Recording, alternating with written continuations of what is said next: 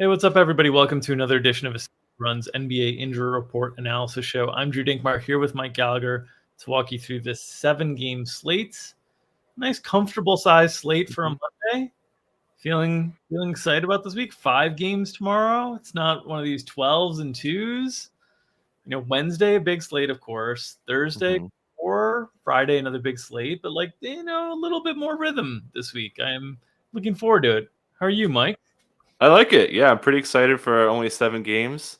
It's my favorite number for games. It's not my favorite number. I don't play slots, but if a slot player is probably like number 7. But yeah, pretty excited. Not too much news today. Not too much back-to-backs going on either. So yeah, fairly normal day. Famous last words, of course, because the Clippers play today. Exactly. You never know when you've got the Clippers on the slate. Let's start with some of the questionable tags on the slate. Let's start with Brooklyn, where Royce O'Neal is out. They rested everybody last game. They've got Nicholas Claxton listed as questionable on the injury report. What are your thoughts on availability tonight for Brooklyn players? I think Claxton's got a pretty good chance to play. We saw him listed with the hamstring thing, missed both the games over the weekend, did not get an MRI, so it was more of a management thing. So I think he's got an okay chance to play. But yeah, everybody should be back. This was all planned with the way everyone sat out in the last game and just a really bad game for a closing line value gang. Our Discord, I was preparing everyone to get ready for the Nets news that was coming, and we took an L there with Indiana just getting wrecked on the boards. 29 offensive rebounds, but yeah, I would expect full minutes. KD was leading the NBA minutes before he got rested. Royce is still out for personal reasons, so I would expect Joe Harris to get his start, pick up a lot of defense there. But yeah, expect this Nets team to have a pretty good advantage. I'm considering betting it. Actually, I think they're match up really well with the Wizards. They, as you mentioned, they're playing the Wizards. The Wizards have Monty Morris and Anthony Gill listed questionable, still without Bradley Beal there. What is your expectation? Monty Morris has been playing a lot of minutes when he has been available late, and when he was out without Will Barton and without Bradley Beal, they just concentrated a ton of the minutes on Jordan Goodwin and ran really tight. Barton not listed on the injury report tonight, so should be back and available. What are your thoughts on Monty tonight? Yeah, I don't have a great feel for this one. I think he's got a decent chance to miss. I honestly wouldn't be surprised if they bring him off the bench just with the matchup, and Gooden's been playing pretty well for them. But they need someone to guard Kyrie. Denny Avdija is going to almost likely get the Kevin Durant matchup. So, yeah, I honestly wouldn't be surprised if he has this groin thing. He's a guy who kind of plays through injuries a lot. We know he had that knee thing. I wouldn't be surprised if they kind of keep him in check, bring him off the bench. But just something to throw out there. That's a little galaxy brainy, but I would expect his minutes to be a little bit managed. Like as you mentioned, he was playing a ton when they were really thin without Barton and those guys. Yeah. All right, let's move over to the Miami Heat, who, as always, have a very deep injury report. Only one questionable tag today, though. Dwayne Dedmon, the only questionable tag. They will be without Jamal Cain, Nikola Jovic, Drew Smith, Gabe Vincent, and Omar Yurtseven. Probable tags on Max Strus, who got cut out of the rotation in the second half last game. Duncan Robinson, Victor Oladipo, Tyler Hero, and Jimmy Butler. So largely at full strength here for the Heat, potentially without a backup center in Dwayne Dedmon, and then the rotation note on Max Strus. What do you got for us on Miami? Yeah, Strus booted out of the second half rotation, as you mentioned. So Spoelstra said he will be back in the rotation today. I'm very nervous about his minutes. Yeah, Drew, the Discord, we were popping off a lot of Drew Hill references, a late 90s hip hop group, and it was Exit the Drew. He got waived. They're bringing Orlando Robinson back. So they won't have either of those guys, obviously. But yeah, really important game. I mean, how do you lose at home to San Antonio and Detroit? Just horrible losses. I almost matchup manned Jimmy Butler today. I think Jimmy really takes the onus of the offense and get more spacing. I want to see if in kind of the reason why I think Duncan Robinson could cut into Strus a little bit because Strus hasn't been popping off too much offensively, but I think Jimmy plays a lot. I really like this matchup for him against the Pacers. He's pretty healthy overall. Bam's going to play pretty good. Not as good of a matchup for him. Hero has a little bit of a tougher matchup against injured Nembhard. But yeah, as you mentioned there, probably the healthiest they've been in a little bit. I don't think Dedmon really matters too much. Does add a little bit more minute ceiling for Bam because I don't think they would really want to go small. All right. Let's move over to Cleveland, where Kevin Love and Donovan Mitchell are both listed as questionable. Both went through shoot around today, so it sounds like there's a decent chance they return. We've seen the Cavs playing without both of them. We've seen Jared Allen have really heavy minutes when he's been out of foul trouble. We've seen Darius Garland trying to carry the load, and really Karis LeVert benefiting most in the absence of Donovan Mitchell. What are your thoughts on their likelihood of availability tonight? Yeah, I went to shoot around, so got a pretty good chance. I was not on starters jersey watch yet. There we go. Let's see. Oh yeah, no, there's our picture here, the one that we want. It is, sorry guys, that fellow in the background. That is Karis LeVert not wearing a starters jersey. So yeah, I would expect the starting lineup to be Darius, Donnie, Lamar Stevens. You can see him in the distance there. That's his pigmentation, as you said, as you phrased it. Jared Allen, very easy haircut there. So expecting those guys to start. Donovan was playing through this with this leg injury. It was kind of a managed thing, so should be probably good to go. I would expect pretty full minutes. They managed him. He was kind of game timey from the first game of that back-to-back, but he came out in street close, so it was never like he never had a chance to play. So yeah, just management. I would expect him to be kind of back to normal here. They'll play San Antonio tonight, who has been without Jakob Poeltl. Devin Vassell's been kind of in and out of the lineup of late. He's not listed on the injury report. They're also without Keita Bates-Diop. Jeremy Sohan, who's been out for the last 10 days or so, is listed as questionable. What are your thoughts on his availability and how that would potentially change the rotation, if at all, tonight? Yeah, it sounds like he's going to be out there, went through shoot around. He's talked about kind of taking it easy on himself, and it was never really a big concern injury-wise. So I think he is back, and I think he's ready for pretty full minutes. And yeah, we talked a lot about their bucket of on-ball defenders really dwindling, and it was part of the reason why I became a Romeo Langford guy over the last couple of days, and I bet his overs and have been winning them. So shout out to Romeo Langford. But yeah, he is going to face Jeremy Sohan. He's going to get cut out the most because they use Sohan on ball a lot. So I would expect the starting lineup to be Sohan kind of starting at the 4, but he'll be guarding the ball a lot with obviously Keldon, Vassell on the wings, Trey Jones, and then I would still expect Zach Collins to get the start at the 5. They seem to be pretty comfortable with him. Minutes are getting up a little bit more despite some fouling and some downside, but pretty solid game from him over the weekend too. And do you think Devin Vassell gets back in the starting lineup, or do you think Langford? Yeah, I think so. We saw them do this last time. I'd be pretty surprised if they didn't do that. He looked fine overall. Hit a big shot, really tough fadeaway to help put the Heat away. And like I said, probably it's funny that you lose to the Spurs and it's not at home. It's not your worst loss of the season. But, it's kind of how bad things are going for Miami right now. It's tough. Let's move over to Memphis, where Steven Adams is questionable, along with Ja Morant, and that's obviously a big one to manage. The context on this is they're facing a Hawks team that's on the second night of a back-to-back, who just released their injury report. We'll get to that in a second, and could be a spot to maybe lean off the gas on this thigh soreness that Ja Morant's being listed with. We've seen them play well in the absence of Ja. Any indication or lean for you on Ja Morant and Steven Adams availability tonight?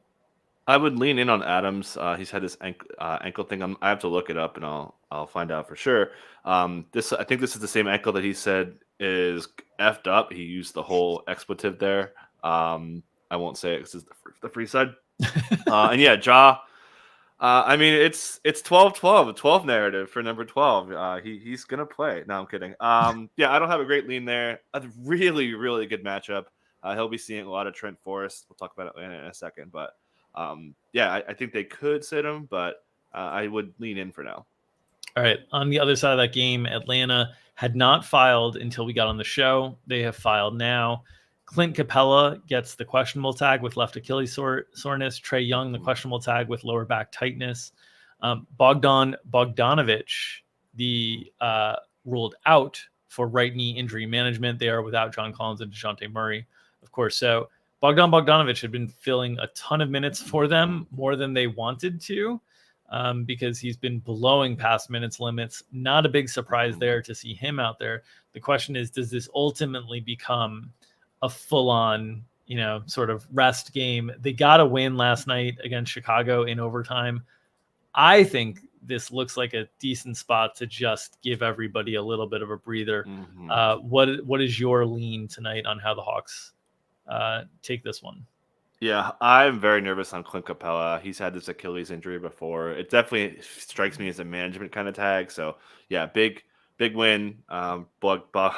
Bogdan, just crazy minutes. They Yeah. are discussing in game on his minutes limit with Nate McMillan, their head trainer, and Bogdan to figure out how many minutes he's going to get. And apparently, the trainer is kind of being put in the corner here because he's not having much of a say. But yeah, I would expect Trent Forrest to start again. I mentioned over the weekend, not publicly, but to everyone that in our Slack that McMillan likes Trent Forrest's size, so I would expect him probably regardless to pick up the point guard if it's Ja or Tyus, and he's not very good defense wise though. But yeah, I would expect him to start probably Hunter at the 4 again. I believe AJ and then Okongwu or Capella. And if they did sit Trey and Clint Capella tonight, also just wouldn't be surprised if DeAndre Hunter got a late ad. If they decide to go, because second night of a back-to-back, they just brought him back. He was clearly on a minutes limit last night, played just 26 minutes. Just wouldn't be surprised, or to see like some funky stuff there. So just like be prepared. We saw a couple of years ago during the bubble, like Milwaukee rested a bunch of guys and Brook Lopez wasn't on the report, and then Brook Lopez wasn't in the starting lineup. And I remember this forever because it was a big stand that we ended up taking in projections. And DeAndre Hunter, if Young and Capella don't play, I don't even see the point. Like maybe to just get his rhythm or whatever, but they just played last night. So why push the guy? You could end up seeing if everybody sat, I guess that would be Aaron Holiday starting next to Trent Forrest with AJ Griffin, Jalen Johnson, probably, and Onyeka Okongwu. And then a bench that looks like Frank Kaminsky, Jarrett Culver, Justin Holiday, and Vic Krejci and Tyrese Martin. Like that's probably what the bench looks like, right? So yep. It could get real ugly. MW in chat asks who benefits in the Memphis Atlanta game if all these guys sit. It's certainly going to be all these cheap Atlanta guys that would benefit from a DFS perspective. The Memphis guys, it would improve their matchup, but it would also bring a lot of blowout risk on the table, obviously. And if everybody sits, like we know Tyus Jones is great when Ja's out. We know Dylan Brooks is good in terms of the role when Ja's out. Whether he shoots well or not is always a question. Jaren Jackson would also benefit in taking on usage. So all stuff that we'll talk through more behind the paywall on the DFS side of things. I'll add really quick. If it is Tyus, I would actually want Trey on the other side, obviously for the blowout too. Like if Tyus starts for Ja, because I really want him to guard. I really want Forrest to guard the ball handler. I think Aaron Holiday has more potential as a defender. And Nate McMillan disagrees with me. He thinks that Trent Forrest is a better on-ball defender. When you're saying you want him on the other side, you're saying you view that as a better matchup. You would want to attack that matchup. Yeah, and I think there's a chance even if I think if Tyus is starting and Trey is, I think there's a chance they start Trey on him too. So there's a lot of ways it could really work where Tyus kind of has a strong game. Yeah. Okay. Let's move on to Dallas, where Luka is going to be back. They played a game without Luka against the Bulls that went very, very poorly. It was, the scheduling complaints from Jason Kidd and the Mavericks organization about having a national TV game Friday night and then a Saturday travel game that they got in very late into Chicago. Maxi Kleber is questionable, though. What are your thoughts on his availability tonight for Dallas? Dan, don't have a great read there. It definitely seemed like it was a real injury that he suffered, and he's generally had this thing kind of nag on him. So we'll see. But yeah, the writing was on the wall, man. I mean, I can't believe Vegas hung some lines out there. I prepped our Discord again to fire away. Luckily, we were on the right side of this one. Bulls -2 was an easy win for us. But yeah, Luka's going to be good to go. Had a little quad thing. He's been playing through a lot. He had an ankle tweak. He's got K-tape on one of his shoulders. He's got the cupping stuff on the other shoulder. So he's getting a lot of treatment. And obviously with a guy who has arguably the biggest role in the NBA. So yeah, should be good to go. Expecting normal minutes, normal workload. He does get a tough matchup though. He gets Lou Dort. Lou Dort has held him in check in 2 of the last 3 games. So not a strong Luka spot against Dort, who's been I know you like to poke holes in matchup stuff, but yeah, Dort's been really good. He's really kind of taken star players down a peg, and more often than not. Let's move to the Oklahoma City side of things. Kenrich Williams still out So no Kenrich. We've seen the Thunder's rotations be very fluid during the course of the season.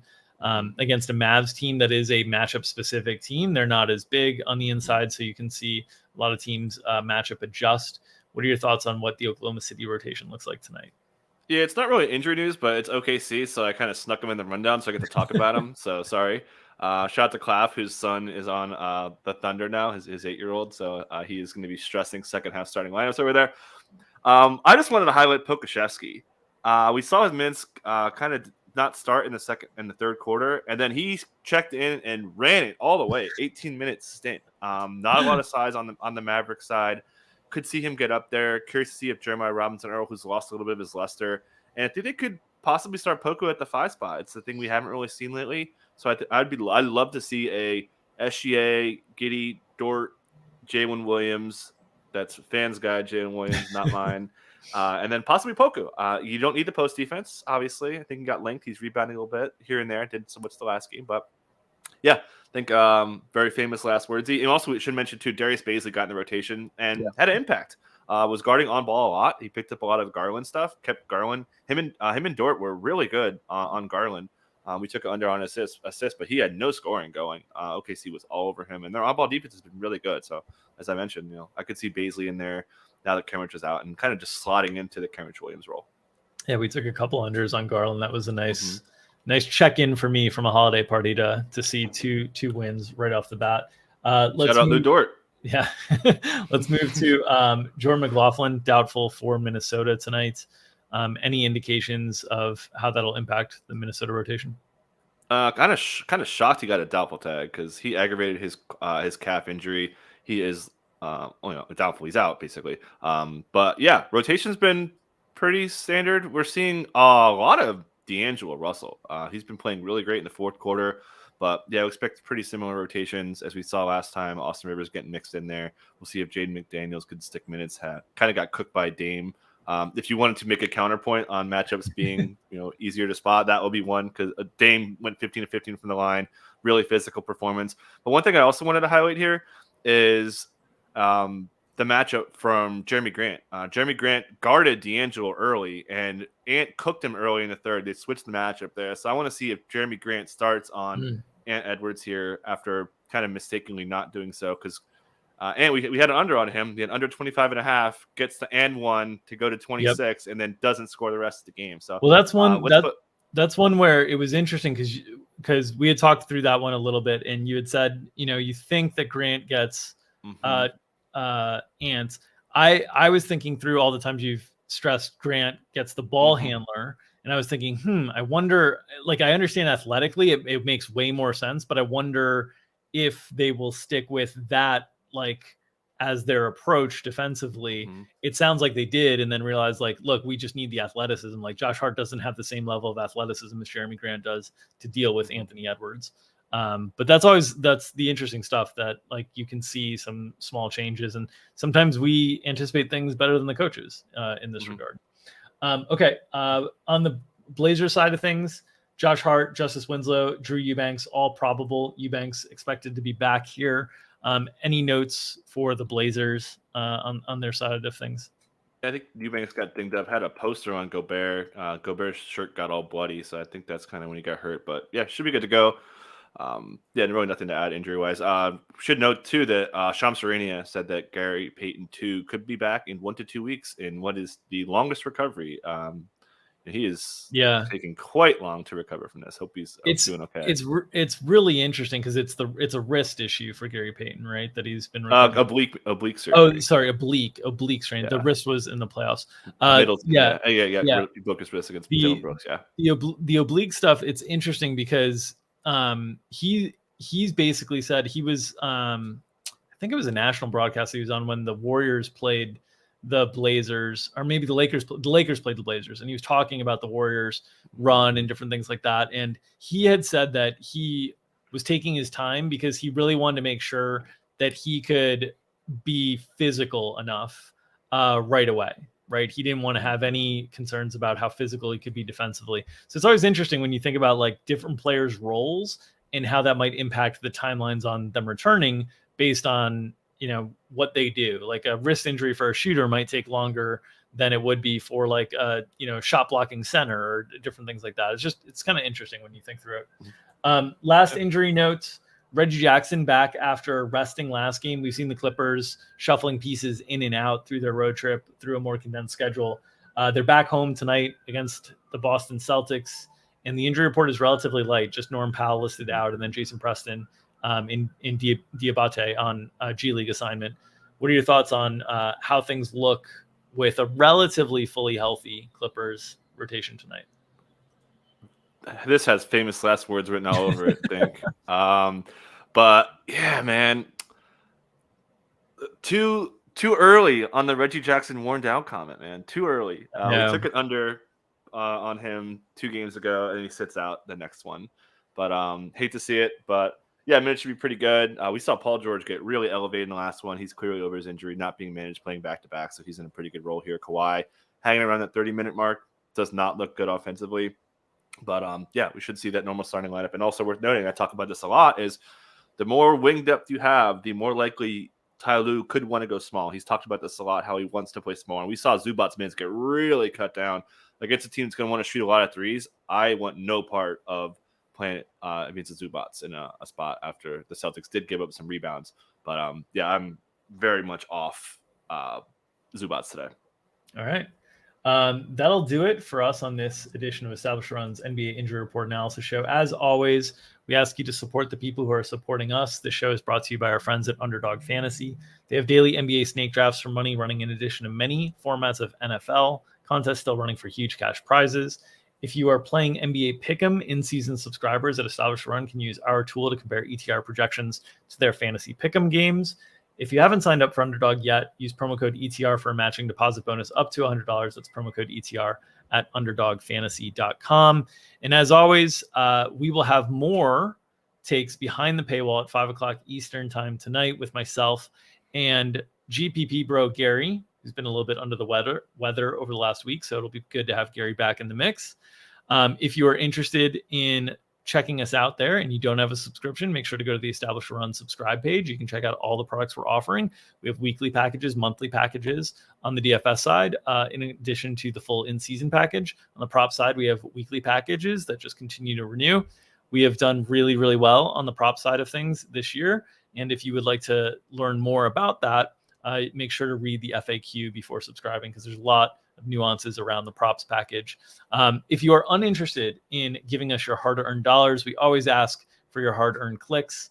Clean show today. I didn't bungle the read. I think we're deserving of smashing that like button today. Make sure to subscribe if you want notifications whenever we go live. And as always, when you press that like button, you smash it, you hold it down firmly. You are feeding the algorithm and you are helping us feed our families. Nom, nom, nom, nom, nom. We'll see you tomorrow.